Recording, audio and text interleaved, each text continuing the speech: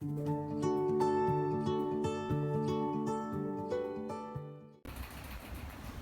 majority of people today have already accepted that humans and chimps alike have shared ancestry. However, few have accepted that potentially other species, such as animals and lizards, could ever be related. This is Drop Dead or Die.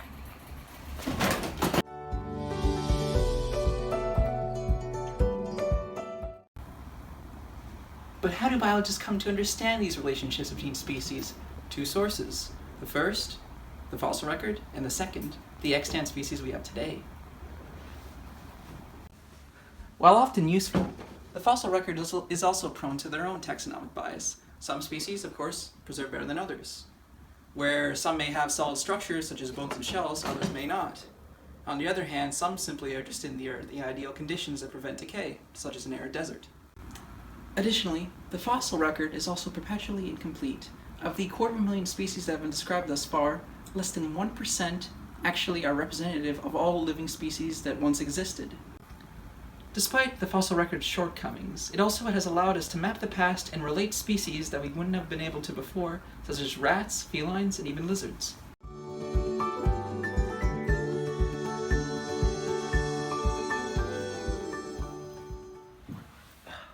First identified in Pakistan by herpetologist Edward Blythe, Eublepharis macularis is one of the hardiest and most robust gecko species.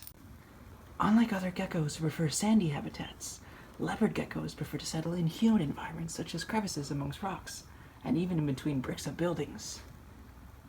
Geckos, as a rule, never attempt to eat inanimate or dead food. Rather, they are attracted by movement. This gecko, Eddie in particular, is quite old, about 3 years older than the average 15-year expectancy. I wonder what sagely advice she has to offer.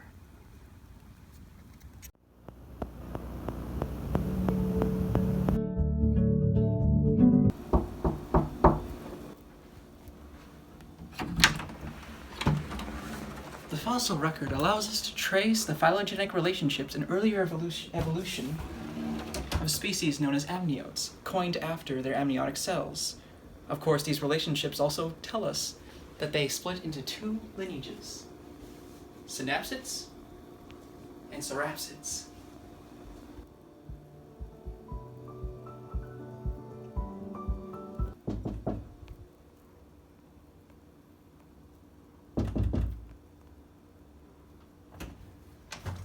These synapsids would, of course, become the living mammals that we see today. Meanwhile, the cerapsids, of course, would become the reptiles and birds.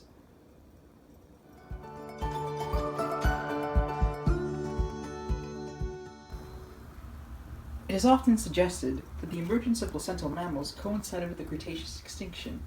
Placental mammals, such as these short-tailed chinchillas, also known as Chinchilla lanigera, evolved in isolation and diversified.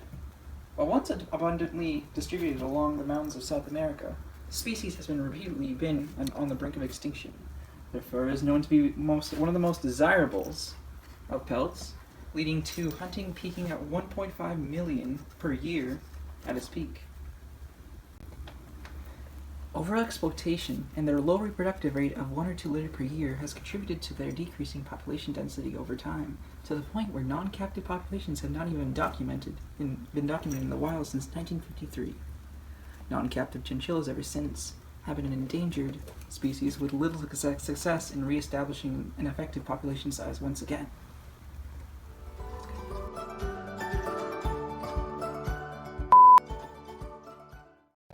It appears we've been spotted by a dangerous predator, Felis catus, the house cat. And like any other synapsids, they have large jaw muscles, multiple lower jaw bones, and singular cusped teeth. What a threat. In combination with their coordination and specialized teeth and claws, they pose a threat to any of those they deem prey. Finally tracked the beast after 3 weeks. You're in with my sights now, boy! Get over here! Get over here!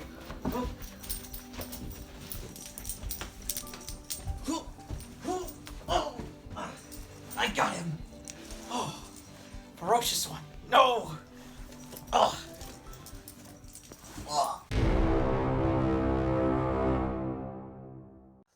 The fossil record can be utilized to pattern anatomical changes in lineages. For example, you, like any other extant mammals, possess one jaw in your bone and 3 in your ear. On the other hand, lizards possess many jaw bones and only 1 inside the ear.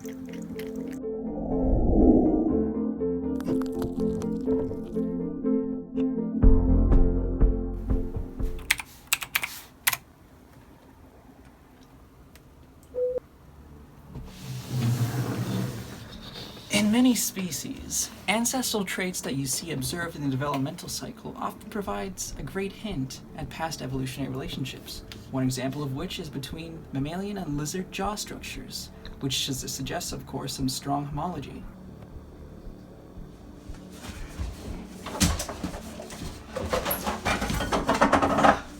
Not only have paleontologists today concluded that mammalian and reptilian species alike have shared common ancestry, but so has nature itself shown us today with extant species that we see contemporarily.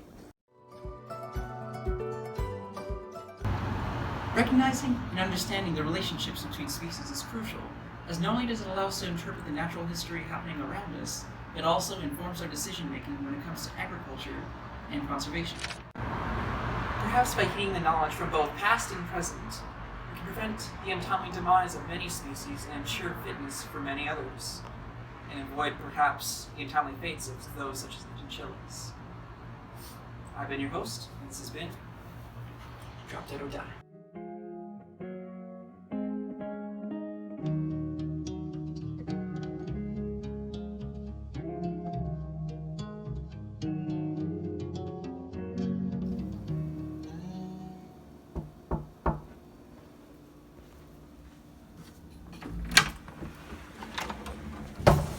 The fossil record